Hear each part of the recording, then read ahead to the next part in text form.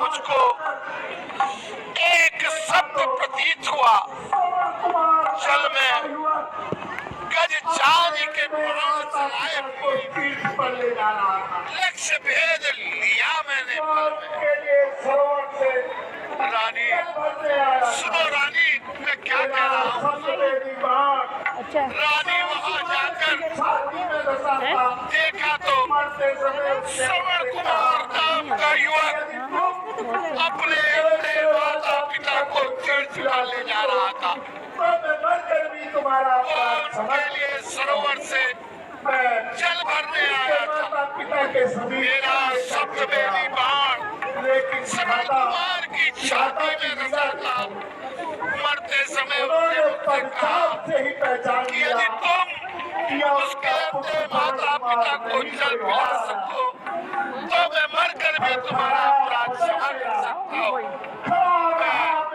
उसके माता पिता के समीप लेकर भी गया, लेकिन विधाता की लीला देखो, उन्होंने पदचाप से ही पहचान लिया कि उनका पुत्र श्रवण कुमार नहीं कोई और आया।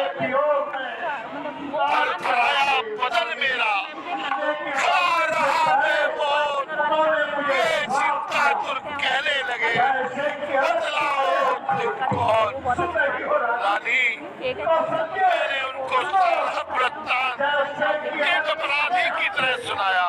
उन्होंने अपने लाल के वियोग में प्राण त्याग दिए रानी, लेकिन मरने से पहले उन्होंने मुझे श्राप दिया, जैसे कि अलग तुमने हमसे।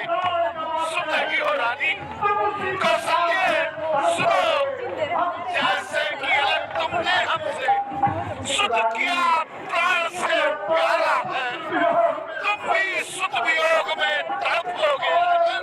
यह श्राप हमारा है, जिस कारण हम दोनों ही अति दुख से प्राण गंवाते हैं, तुम उसी प्रकार से तड़पोगे।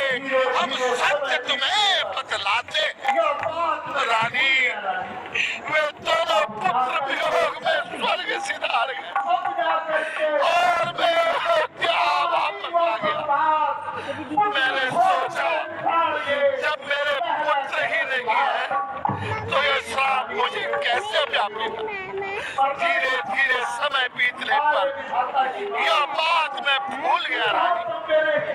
अब जाकर के सच हुई, अब जाकर के सच हुई रानी वो सब बात। पुत्र शोक में प्राण ये लहरा लेकिन रानी मरना ही था। हाय विधाता की बात, कहा तो मेरे एक भी पुत्र नहीं, कहा ईश्वर ने मुझे 4 पुत्रों को जन्म दिया। रानी वहाँ देखो, हे रानी